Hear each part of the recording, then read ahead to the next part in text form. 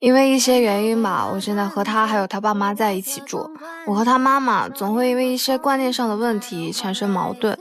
我本以为他会在他妈妈面前尽量的维护我，做好平衡的工作。可是他不但不帮我们调解，还经常火上浇油，让我特别的委屈。我觉得他吧，就是一个妈宝男。现在他还提出要和我结婚，我真的很犹豫。如果未来的生活状态还是像现在这样的话，我可能真的受不了。有请这对嘉宾，有请。小田28岁，来自山东，活动主持，有请小田。小郭22岁，来自湖南，平面模特，有请小郭，有请。欢迎两位哈，这个也算同行对吧？对对，活动主持嘛。湖南妹子怎么认识的呀？在一个这个生日宴会上，当时是我女朋友追的我嘛。因为当时是我跟我的同学去参加他的那个生日聚会啊，他是我那个同学的表哥。怎么就看中他了呢？可能是第一印象吧，挺老实的，也是跟同学也就打个赌，我追到他了，大家就请我喝奶茶。没有想到后来我们就在一起时间那么久。后半句话其实伤害挺大的啊，没想到在一起那么长时间。那这个长时间在一起有多久了？我们在一起有4年多了。这不是挺好的吗？你又主动，他又稳重，奶茶也喝过了，就差喜糖了，对不对？现在啥问题啊？时间在一起这么长了，我发现他实质上就是一个妈宝男。我不是妈宝男，听父母的话，我觉得没有什么问题，这是对他们的一种尊重。哎，这话说的也有道理啊。因为大4的时候嘛，那个时候实习，我们要出去工作，我们在一起也是双方家的父母都是知道的。觉得我自己一个女孩子在外面工作会有很多不安全，当时2家父母就是说，要不就上他家住一段时间。双方父母说到我们家来住一段时间。对，因为我们当时已经是你爸妈这心可够大的。我们也是为了方便照顾他，然后我们的房间比较大嘛，是分2个房间睡的。在他家有1年多吧，有很多事情上他总是当着我的面，然后就一直在维护他妈妈。我并不是说他父母不好，就是他并不会去协调我跟他父母之间一些小小的摩擦。所以我就觉得他就是太妈宝了。发生过什么事儿你有这个感觉和印象呢？当时也是夏天，吃晚饭了，我就因为就是穿了一件比较宽松点的 T 恤，他妈妈觉得我那身穿着不太端庄，不太稳重。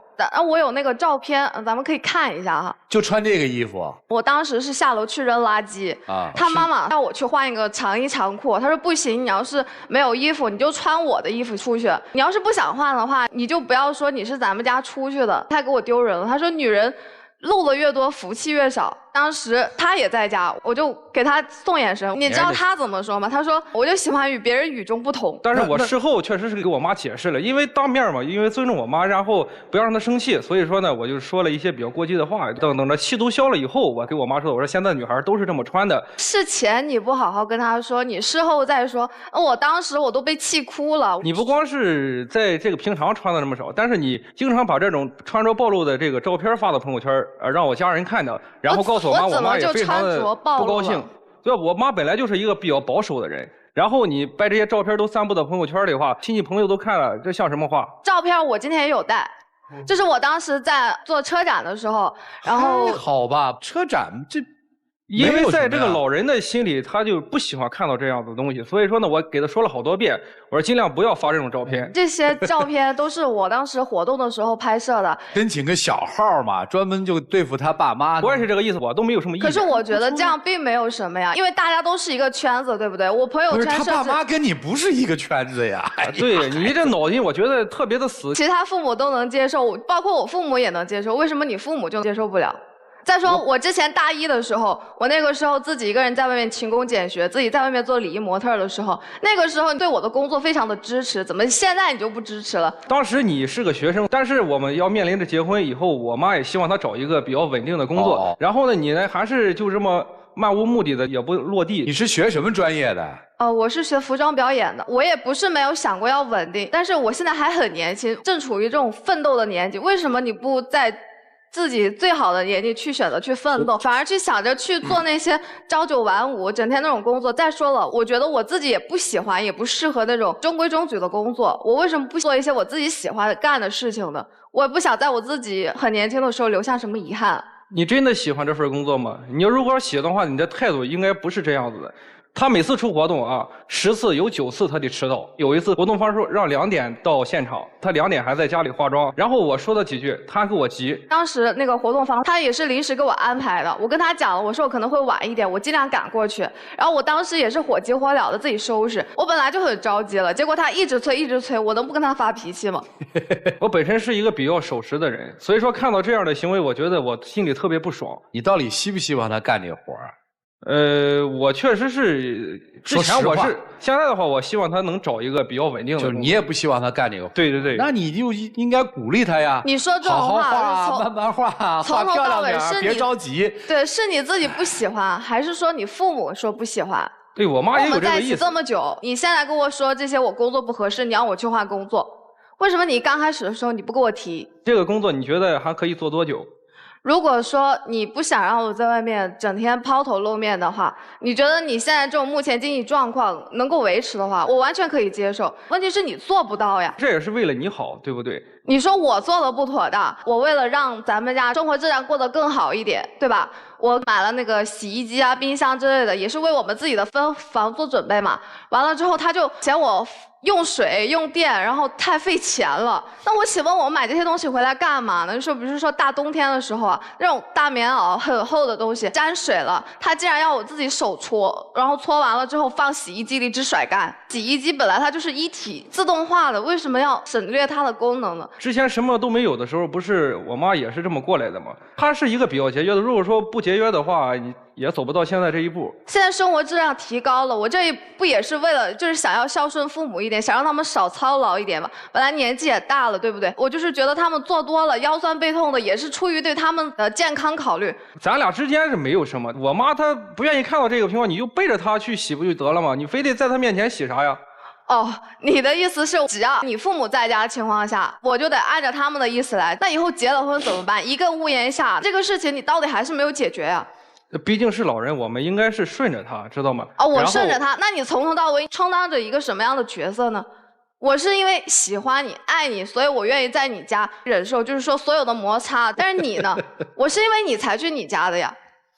我知道你是因为我去我家的，但是你做的有些确实是不妥的地方。哦，我做的不妥。他做什么事儿做的不妥吧？比如说他那个熬夜，他凌晨3、4点在家里就是说打电话，然后发语音。他说是工作人还是给别人发语音，我也不清楚。然后把我妈吵醒了，然后我妈出来说了2句呢，他给我妈在这翻白眼儿。然后我可以看一下这个照片，我是下午3点多给他拍的，白天在床上一直不起，家里给他把饭都做好了，然后叫他吃饭他也不吃，裹着被子在这个床上玩平板电脑，你说这像话吗？熬夜也是属于正常的，因为我平时工作也会很晚。你说我平时那么累，为什么你就不能跟阿姨说一下，让我多睡会儿？你就不能体谅一下我？因为你白天起不来，所以说把这个东西推到晚上。现在年轻人熬夜工作已经是个很正常的事情了，从头就是觉得你自己认为是怎么样就是怎么样，就是你自己太自以为是了。不是搬出去住不就没矛盾了？问题是他不让了，你过你的日子呗。但是确实好像凌晨3、4点发通告，哎呀，我们老了不懂年轻人的事儿啊。但是好像在这个世界上，这个老年人也得工作吧？因为熬夜工作它就是一种常态，但是它就是没有常态。每天3、4点接通告这件事儿一定是不正常的，有脑子的人都知道它绝不正常。就算是我熬夜，然后吵到他了，我觉得最过分的就是那一段时间，因为我平时工作嘛，也要到处飞。我当时养了一对那个花枝鼠，我临出差之前生了崽崽，我交代过好好的帮我照顾一下。结果我回来的时候，那一窝崽崽没了一半。你这是喜欢小动物的表现吗？你既然把它买回来了，你是不是就应该对它负责呀？是吧？这不是你喜欢你买的吗？为什么要求他有爱心呢？你知道你经常出差老不在家，你买这么一窝东西回来，不就霍霍他吗？是我买的，但是我从我买回来到一直照顾他们，我从头到尾都是我自己一个人在照料的。他出差1、2天以后，我也出去出差了。然后这结果就放在家里没人管了。我妈也是比较嫌脏嘛，然后不喜欢这些小动物。所以你举这件事情要说明，他还是被他妈影响了，对吧？你影响了他，对啊，要是当时觉得不行，你当时就说出来嘛。为什么后来发生这种事情，你压根就没有把我跟你说的话放在心上，反而是你父母跟你说什么你就是什么，而且你不在了，你父母帮我弄的，这个是他诚心的还是他故意的？不可能是故意的，对吧？我不知道是不是，但反正结果就是这样。还有50%的存活率嘛？谁也不是兽医，也没学过这专业，难免照顾不到。对呀，那犯不上故意就是吧？因为当时带回来的时候，他就意见挺大的。我一个南方姑娘，大老远的跑过来这边上学，认识了你，然后我又住在你们家，就这么些摩擦你都处理不好，那以后结婚了怎么办？天！但是我与你家的摩擦，你能处理好吗？我记得2020年过年的时候去他家吧，我还给他弟包了一个非常大的红包。本来是开开心心的去他家过年呢，让他弟弟给我说几句拜年的话。结果他弟弟呢也不说，最后还生气的说红包我不要了。他们一家人都在旁边啊，有说有笑，也不管我，非常的尴尬，你知道吗？这个尴尬的局面完全不能怪任何人。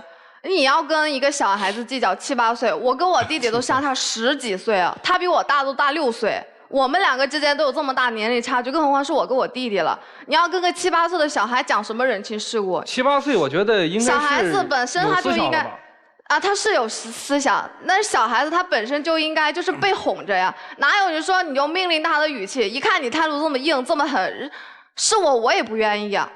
你说这些礼节肯定是没教好吧？我觉得是这样的，因为你又嫌我7、8岁父母教育的问题，那我从小到大也是我父母教育的，你怎么没觉得我有问题？你现在是长大了，你这么说了，你等你7、8岁的时候，那你既然说是我长大，那小孩难道没有长大的时候吗？那最后不是把红包也给他了吗？啊，你给他了，这个事情说来就很好笑了。当时他给他红包，他父母也在，我们快走了哈，所有亲朋好友都出来送我们，然后都在那个门口看着，他直接在车里把那个车窗摇下来，他就手上拿了一个红包在那甩，他说来，过来，红包给你。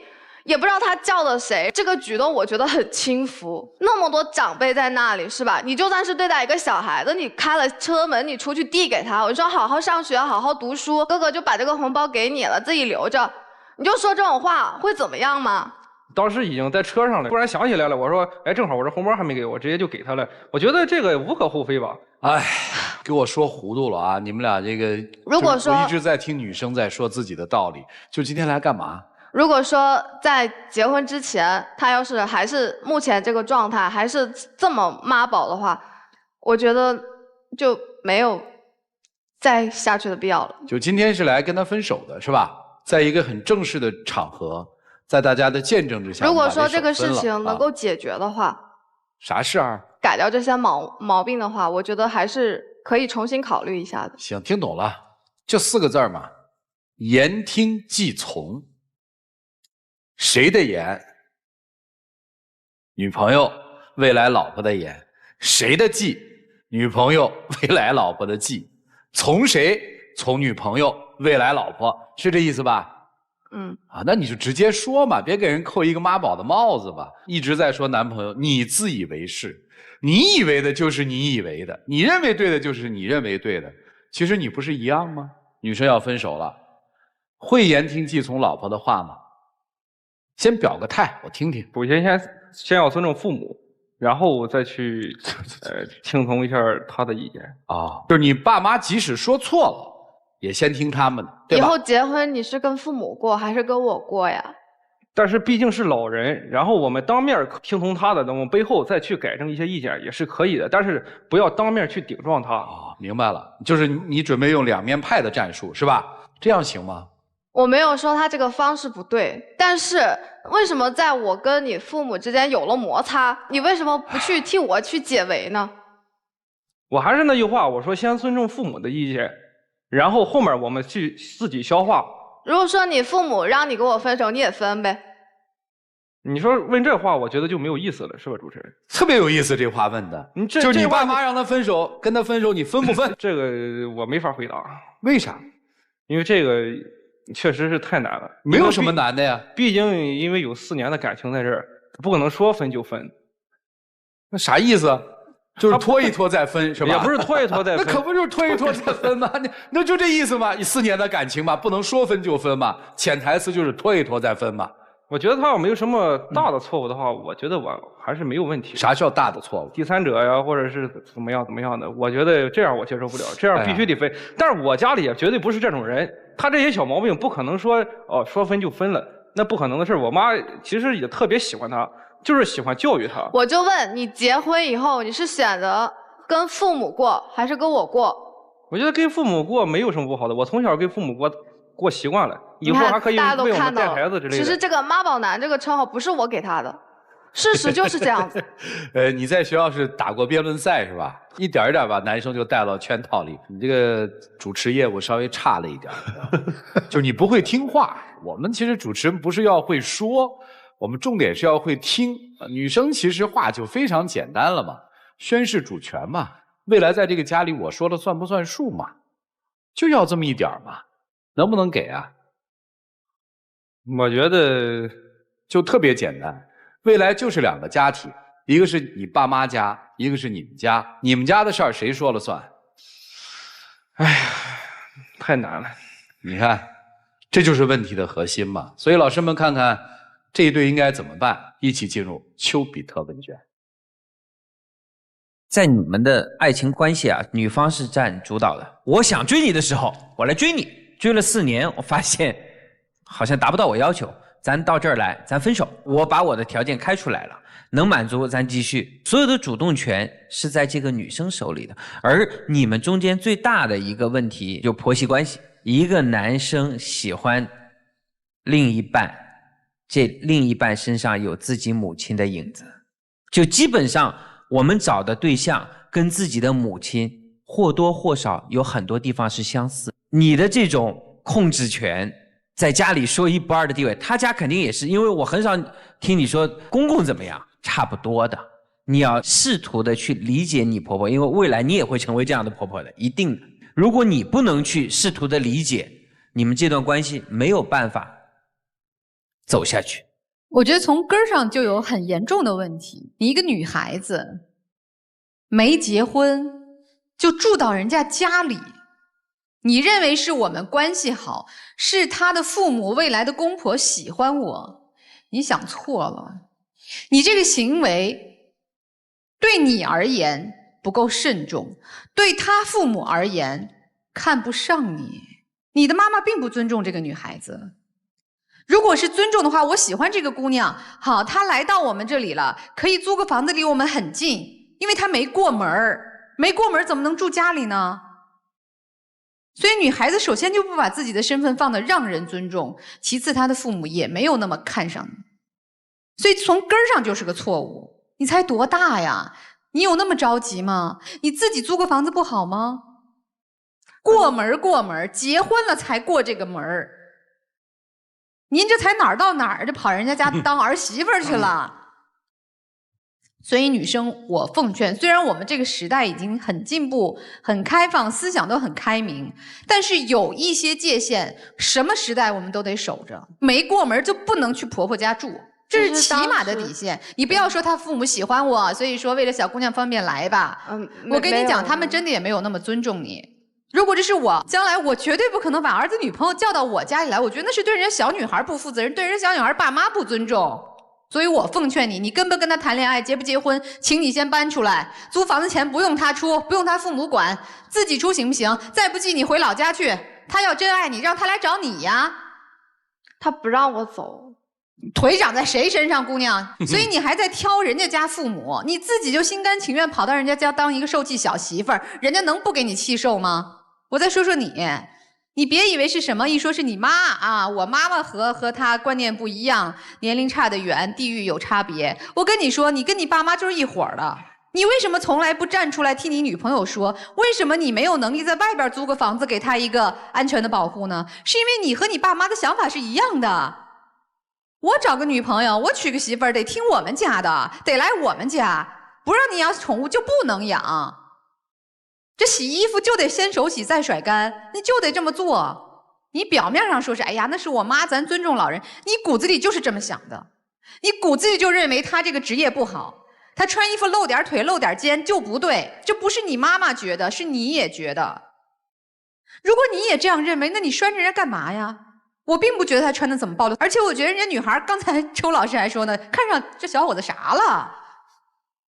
他既然愿意跟你踏踏实实过日子，都冲着你们家来了，你为什么不给他更多的尊重啊？而且你一直在试图让他越来越顺从你的想法，听从你的想法，搬出你妈也好，搬出什么传统文化也罢，这都是不对的。用自己的方式去套牢对方，不会持久的。所以我特别看不好你们两个。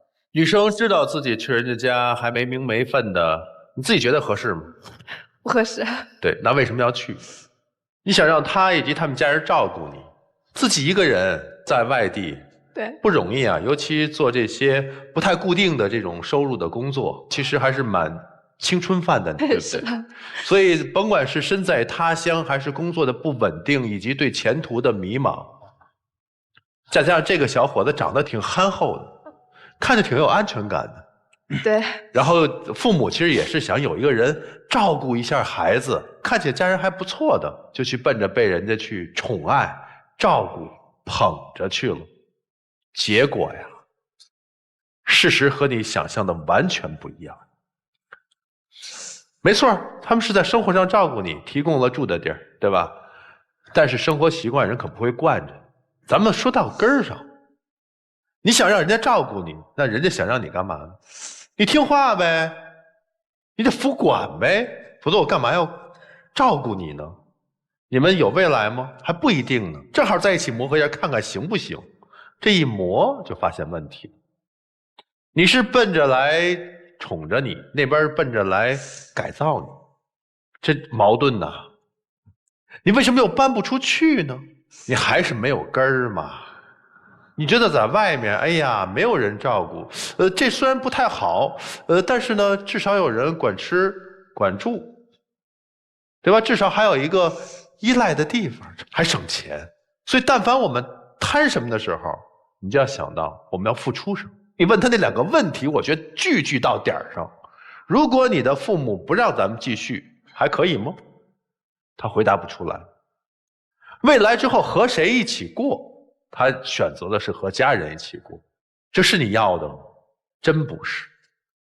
所以趁早一定要搬出去，不管他用什么样的方式来挽留你，说我们要结婚了，都别听。甭管外面的社会多么的复杂，甭管你的工作多么的不稳定，你要记住一点，你要让自己的心能够定下来。定什么？我自己要尊重自己，我自己看重自己，我自己有我自己的生活，我不需要任何人的照顾就可以了。男生啊，你没有长大，你还去照顾别人，你就是一个孩子。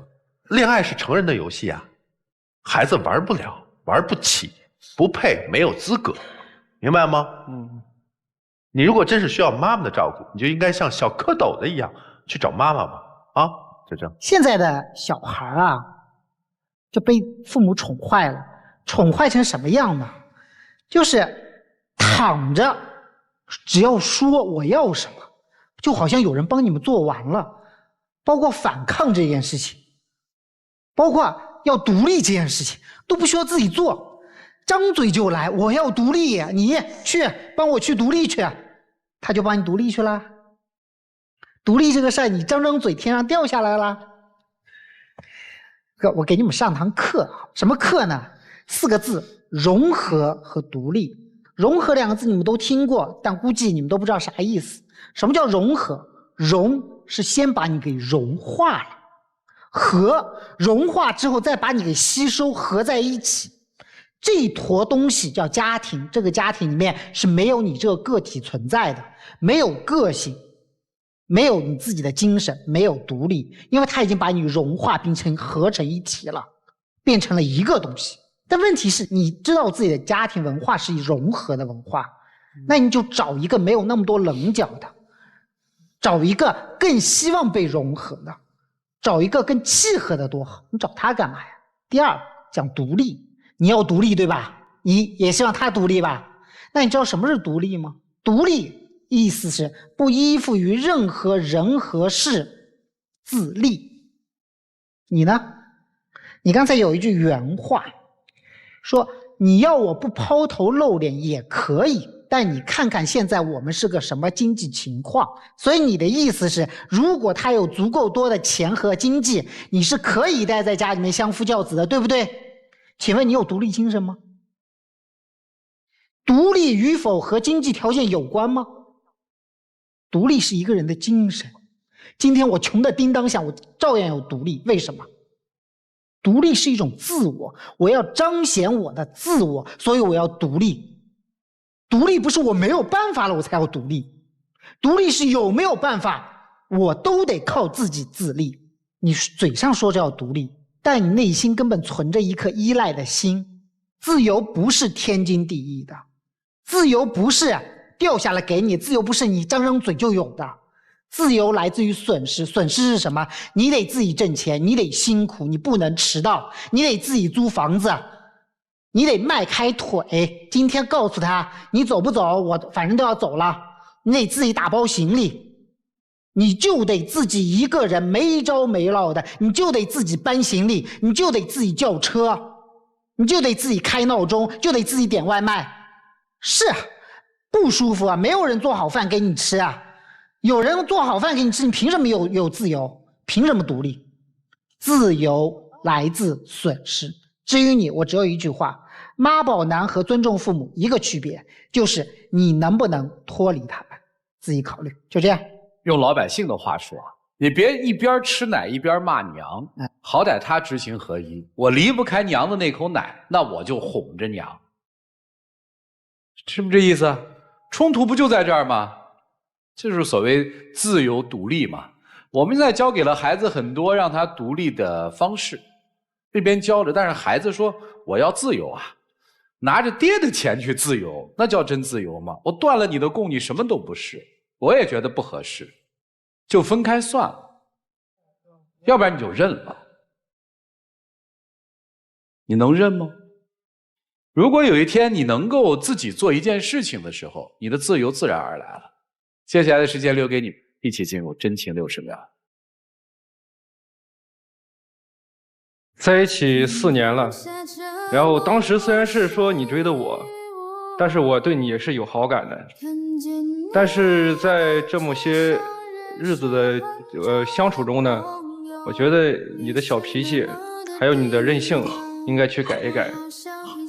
如果说你这些能够收敛的话，我觉得我们还可以一起再走下去。因为跟你在一起时间也挺长了，我刚开始就是觉得你这个人挺有安全感的，可是后来没有发现，在一起时间就那一段时间的相处，我发现有很多矛盾，你并没有去好好的去解决。如果说你在我们结婚之前能够把这些解决掉，我觉得还是可以重新考虑的。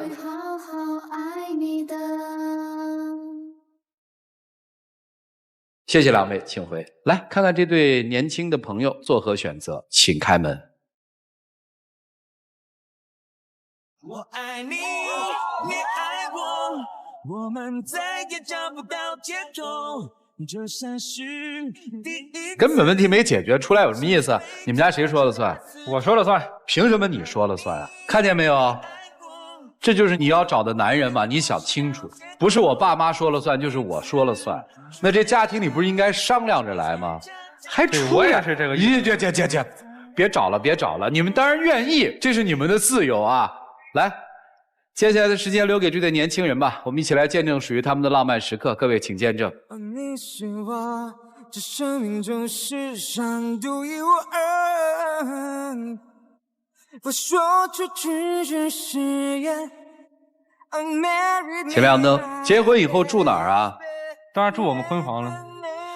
婚房跟谁一起住啊？我俩住。买得起房吗？买得起，现在已经有。啊，那咋不搬出去呢？因为现在是期房，还没有下来。那为什么不出去租房子呢？有这么大的矛盾和冲突？之前也是因为就是说车贷房贷嘛压得比较厉害，能省则省一点。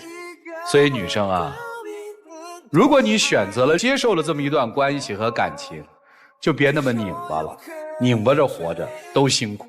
谢谢两位，请回。谢谢各位老师。我的心不会变，下辈子再爱你。所以以后大家就别老说了啊，妈宝男不能嫁，婚前其实都发现了，你嫁了你就认吧，因为生活是你选择的。来了解下一对的基本情况，各位请看。我们结婚26年了，前10年老公对我特别好，后10年呢，因为他学会了打麻将，而且还撒谎，我就对他失去了信任。我觉得我对他还是一如既往，他想爱吃啥我就做啥，他还觉得说我对他不好，是不是女人更年期提前了？他天天怀疑我这那的，我实在是弄得焦头烂额。有的时候感觉跟他在一起吧，特别的累，来到爱情保卫战，就是希望各位老师能帮我解决一下这个问题。掌声有请这对夫妻，有请。徐先生54岁，来自辽宁，厨师，有请徐先生，有请。王女士54岁，来自辽宁，退休，有请王女士，有请。欢迎两位哈。结婚多少年了呀？26年了。今天想干嘛呀？头10年他对我特别好啊，后10年他就变了。哦，我有几个心结，我就希望4位老师解决解决。是打开心结。对，说吧。1，撒谎。什么事儿撒谎呀？有一回他跟我说要回他妈家，晚上不回来了。那天晚上呢，正好赶上俺家孩子搁床顶上玩，给脑袋撞暖气管子上，完事给撞出血了。完事我就打电话，从他妈家到我家得1个点，他到医院20分钟。所以说他那天晚上撒谎，他压根他就没回他妈家。干嘛去了？那天属实是撒了点谎。当时是我一个朋友的媳妇儿过生日，完白天呢说徐哥晚上咱们唱个歌。我说我也不喝酒，我也不爱去。他说你给嫂子领着。我说你嫂子一看有女的了，他就事儿多。我说要不晚上我去吧。我就跟我媳妇撒个谎，上我妈家。这赶上孩子这不就卡了，来医院了。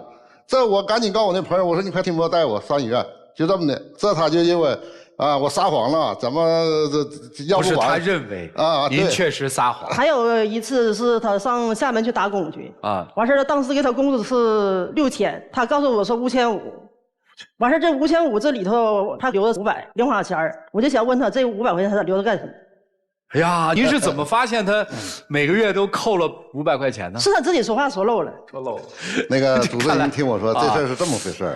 当时那个我跟我们那师傅说的6000，完事儿你就说5500，完我的外甥他们都在那干活，我就说你们别跟你三舅母说漏了，我这500块钱是朋友他们在一起了，出去玩一玩，不可能就说的都叫别人花钱嘛，咱们也得花钱，所以我是留着这个钱这个意思，并没有说的留钱就想干什么其他的事儿。那您一个月上交要就是报5500得上交5000是吧？对，自己再只有500，对，所以再留500就是挣6000块钱，一个月是1000块钱的零花钱。您觉得这钱多了是吧？对，这笔烂账藏了多久啊？被发现的？没有多久，通过打电话什么这那2个月，也就2个月，知道了。他自己说话说漏了，2个月贪污了1000块钱。您后来发现之后没把他追缴回来啊？钱都没有了，上哪追缴啊？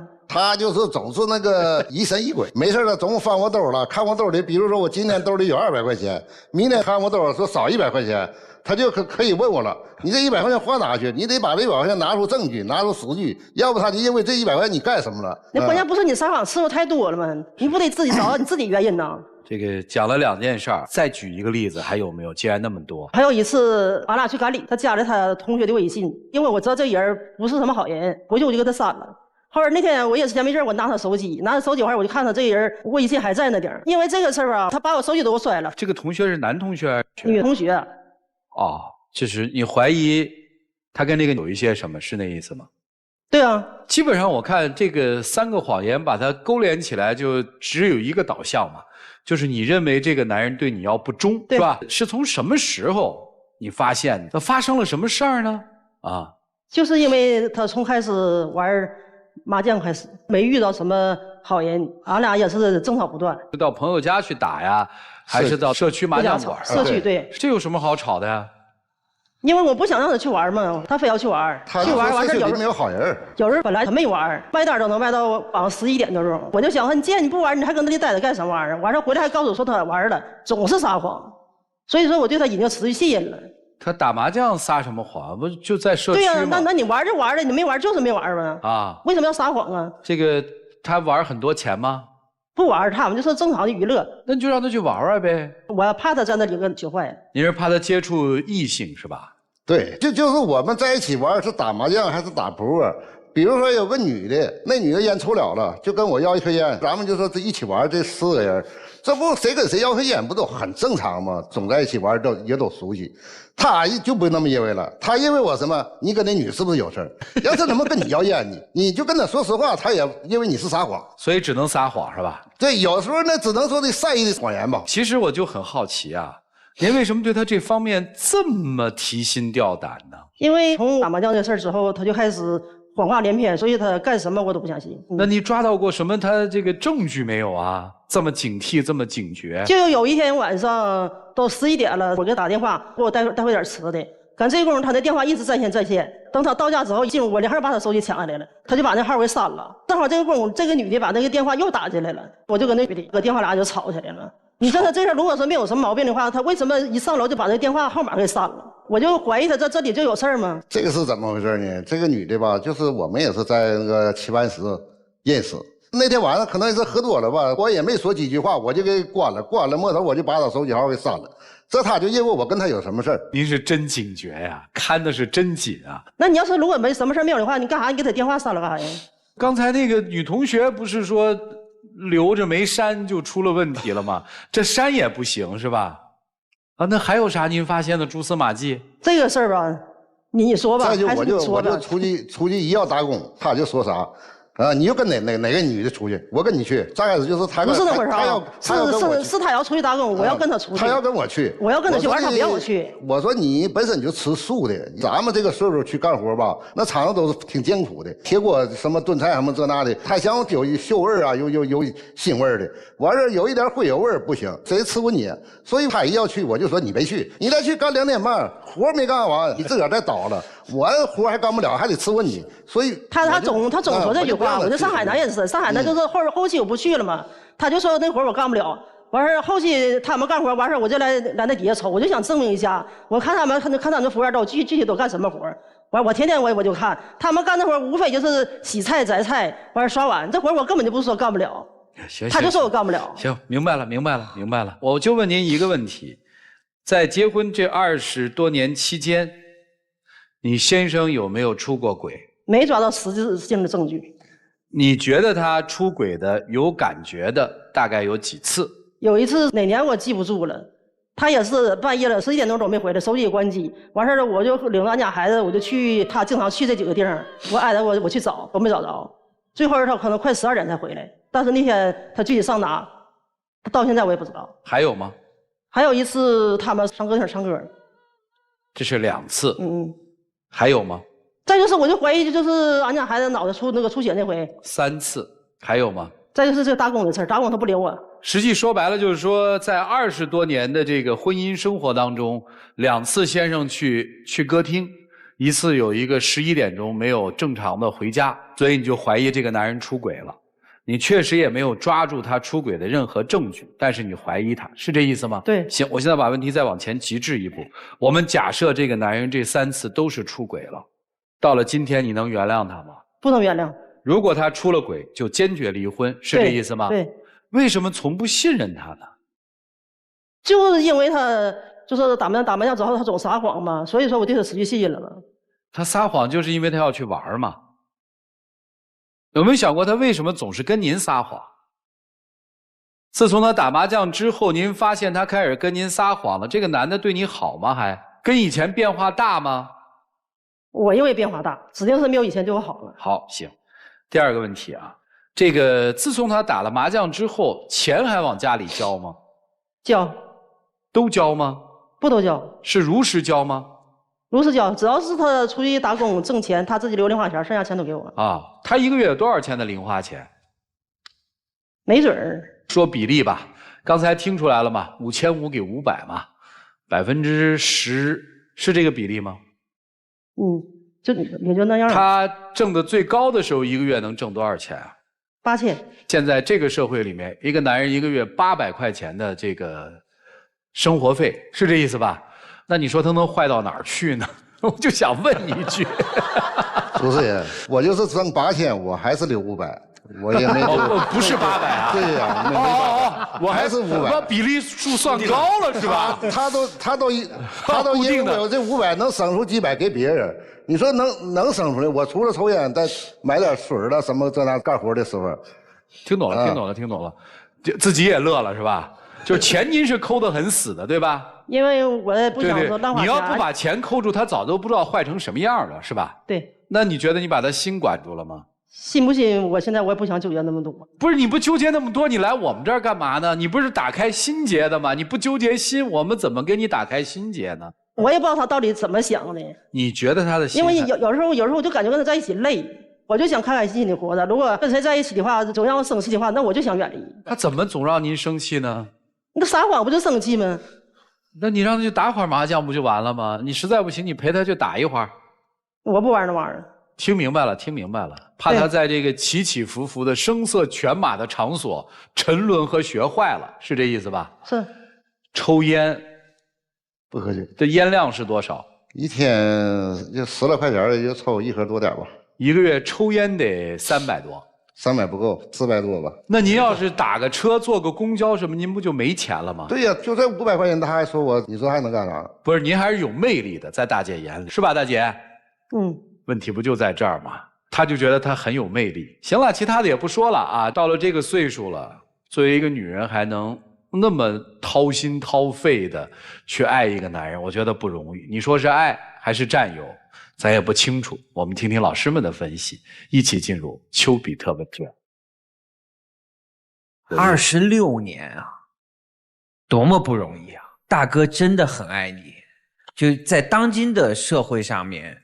一个在外面挣钱的男人，还能把大部分的打工的钱都上交，自己才留仅只够抽烟的钱，不多了，而且还没有怨言，即使有怨言也不敢表露出来，不能压得太紧。这个就像手中的沙一样，你攥得越紧，留的越多，你剩下的越少。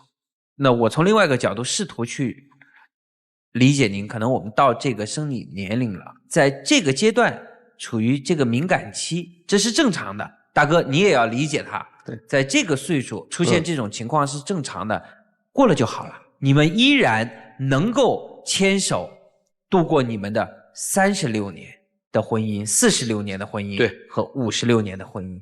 其实我觉得你的行为挺偏执的。虽然说你们之间已经形成了一种默契，你老公呢也认为这是你爱他的一种表现，他并没有说，哎，这个好烦，我承受不了，我想离开。他觉得其实他真的很善良，也爱你，他知道你这个背后的动因是爱他，但是我们这个方式真的要商榷，因为你这样做，你是要证明什么呢？你是要通过对他的怀疑、对他的不信任，一次次的查岗，一次次的去跟他制造不愉快，来最终断定他有问题吗？如果真的他有问题，你怎么办？离婚？对，你离得开吗？就你这种状态，你离得开吗？但是我相信你老公现在没有问题。但是如果你持续用这样高压的方式，在你们退休之后本来应该放松的阶段，让他一直这么紧张，你知道紧张后面是什么吗？会反弹。你把他逼得越紧，你查得越紧，他越想透气儿。怎么透气儿？没地儿跟父母去诉苦了，没有那个幼小单纯的那个质朴的孩子带来的简单的欢乐了。你告诉我他怎么透气儿？你要再这么高压下去，他只能找人聊天了，只能找女的聊天了。我没有吓唬你啊，我相信你们之间深深的情谊，相信你们之间浓浓的爱意，相信你们之间20多年的亲情。但是咱要讲究爱的方式啊，大姐。你要让他透气儿，你要相信他，放心他，给他带来一个轻松愉悦的生活状态，你们才能轻松愉悦。否则还有好几十年呢。如果你始终用这种高压的状态去逼他，也许他有一天反弹，到他60岁了或者70岁了，说我过不下去了，我透不过这个气儿了。好多这个大爷大妈60、70岁离婚了，为啥？我透不过气儿啊，我想透气儿了。所以爱不能持续我们一切，我们不能借爱的名义说我就想怎么做怎么做。爱是我们的核心，但是我们共同相处的方式很重要。你不要再给他这么大的压力了，你给他喘口气儿吧。他会爱你的，他也是爱你的，好不好？好。先生，我觉得你们俩也可以共同培养一些兴趣爱好，真的唱唱歌、跳跳舞、去旅游，接触更多让你们放松愉快的事儿。让你们紧绷的状态，让你妻子现在有可能更年期带来的一些负面的状态能够放松下来，你们的状态放松了，生活就会轻松起来，好吗？你也找找方法啊，好吗？希望你们生活幸福。谢谢老师，谢谢老师。咱俩其实啊有点像，就是我也没有花钱的特别大的权利，但是我们家那位不规定我，你只给你多少钱，就那上限没有，但我就不花。有时候可能花多，有时候可能花少，但是整体下来是不花什么钱。11年了，没请我们吃过1次饭。这话不对。你摸着你良心说，你什么时候请我们吃过1顿饭？请我肯定没。咱俩没吃过饭，对吧？所以是您接着说，接着说啊。你请过别人吃饭吗？请过，也就是那么有数的1回2回的吧。你有这个需求吗？我应该出于社交，我要请别人吃饭。基本没有什么这个需求。你少来。你认为这事儿全是大姐的错吗？不都是她，多数是她。你错了哪儿？告诉我。我错，我就是一个不出去打工的情况下，在家也就是爱玩点，别的毛病没有。该做饭做饭，该做菜做菜。她爱吃啥？你是夸自己呢？我让你说你的问题，人家没有。你怎么压根儿不提你关手机的事儿？你怎么压根儿不提你消失的那件事儿？你怎么什么都有那么完美的理由？为什么这么多年没有让大姐觉得安定？玩消失有的时候是解释不通的。你那点小心思如果有，就放在明面说，别偷偷摸摸的。明白？没事儿也成有事儿，500块钱够吗？对，不够就说不够，明白吗？够。你不可能够啊，大哥。够，你真够。你真够，你就真不知道问题的点在哪儿了。你怎么能让大姐心里安定？你跟她保持现状，她会一直怀疑下去的，明白吗？明明是不够，明明是有需求，为什么不直接说出来？对，坦荡的说出来，为什么要偷偷摸摸的？这个同为一个战壕里的战友，徐老师是要给你传授经验的，就是他是怎么跟夫人斗智斗勇的啊？你如果够，为什么要隐瞒那500？被发现了，如果不被发现呢？一直就这么下去了。为什么要瞒？为什么要骗？你的诉求到底是什么？你让大姐摸不清楚，而且这种行为的开始是和你玩麻将开始是有关的。那到底发生了什么？不要笑笑呵呵的，什么都够，什么都解释很完美，恰恰这才是问题呢，对吗？之前10年很好的呀，那会儿可能是够，一玩那个就不够了，认识了什么样的人就不够了，所以大姐都怀疑你没有完美的解释，只有一个所谓好的态度，有些莫名其妙的事件，所以您做的真是不到位。说500不够，咱就说几百够，别偷偷摸摸的。大姐，帮您找到问题点了吧？你也知道少了吧？当您认为一个人有问题的时候，他即使没有问题，他也有问题。自己吓唬自己，放着好好的日子不过，非得要去靠想象去想象他是一个什么样的人，这不是自己吓唬自己吗？他所有的隐瞒都是因为你的压，所以他找了一个弯路，您促成了他有可能的一件事儿。千万不要这么去做了，好吗？啊，给他多点钱吧。啊，能给几百啊？再加200吧。谢谢老师。得嘞，就这。500什么时候开始给的？也就这5年之内吧。那5年之前呢？300。10来年的时间，从300涨到500，现在的物价涨了多少？你买菜的，你很清楚。你认为一个男人真的够吗？第二个，为啥打工不让去？你看你管半天，你管了啥？你管了个寂寞，好像你在高压的管理，钱都我管，时间都我管，电话都我管，样样事情我管，但你其实什么都管不了。他分分钟就可以离开你。他今天说我要去打工，你能怎么办？他告诉你我挣5000，挣6000，你能怎么办？你所有的管理都是基于他告诉你的事情之上的。所以你有没有发现一件事情？你管得很严厉，但是你没有力量。问你，除了这个男人，你还有什么？还有我自己啊。你自己是什么？你工作是什么？你事业是什么？你梦想是什么？你爱好是什么？你有什么呀？你什么都没有啊。所以请问你有什么力量管他？你除了凶之外，你就是纸老虎嘛。为什么要让自己的职业变成管理一个男人？为什么在毫无力量的时候，你反而更加的要去拘束一个男人？这不是你有管理的能力，这是你因为你别无所长，这是因为你恐惧失去，这是因为你除了色厉内荏扮演一只纸老虎之外，你没有其他任何绑住他的方法。这就是你的问题。就这样。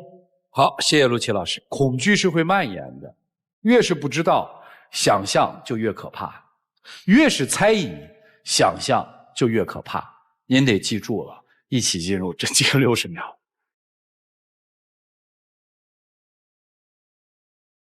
反正我就希望老婆那个多给我一点信任，少一些猜疑。我对这个家吧，对你都是，不管你说是头10年之前，头10年之后，我对你都是一如既往，没有什么参与什么。这你说的10年以后，有可能说的，我说那个说什么女人更年期啊什么这，可能这个有这个关系，但是我对你还是一如既往，没有什么别的这那的。我就希望以后你把这些我不喜欢这些毛病你改一改。假如这些毛病的话，你要是不改的话，我也不想那么累。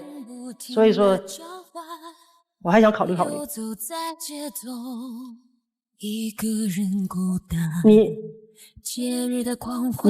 你现在怎么想的？我也不能钻你心里去看你，明白不？我没有改变，还是和以前一样。但愿吧。谢谢两位，请回吧。来吧。看看他们俩的选择是怎样的嘛？请开门。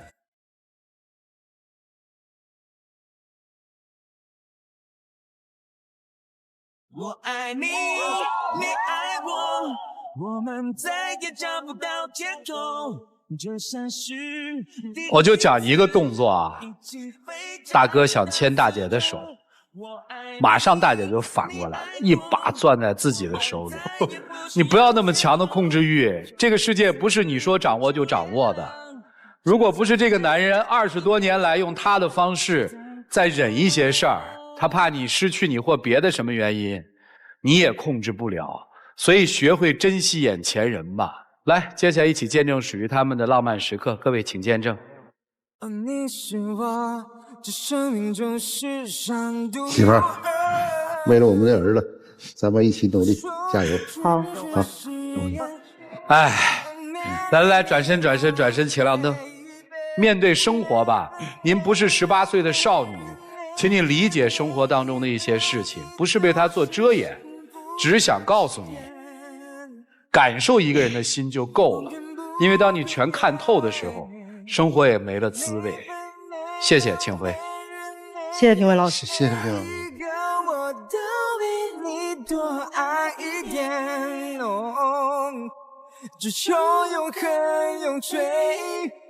大家记住啊，不管什么样的这个情感，好关系一定是有一个基础的，是信任。当你丧失信任的时候，这个好的关系可能就不再存在了。至于怎么去信任，相信对方，被对方相信，靠的一定不是演技，是真诚的感受。让我们一起进入爱情保鲜期。